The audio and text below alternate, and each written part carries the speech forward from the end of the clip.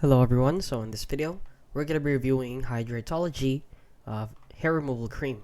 So if you don't know what this is, it is basically a cream that you put on any part of your body, for example, your hair on your arms. So you just slather it or put it on your arms, and then these hair will naturally be removed.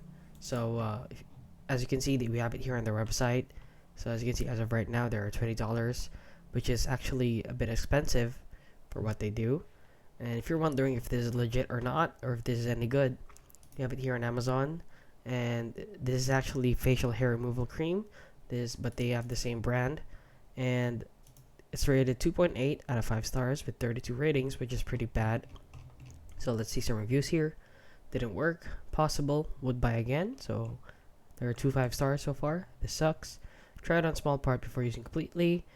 Do not work as described. Think twice. Smells so bad. I returned it because the smell was so bad. So this product is a bit of a hit or miss. So if you want to go ahead and buy a hair removal cream, I would advise you to buy another product that's more trusted and more famous than this one. And that is basically it. So if you found this video helpful, please consider liking and subscribing.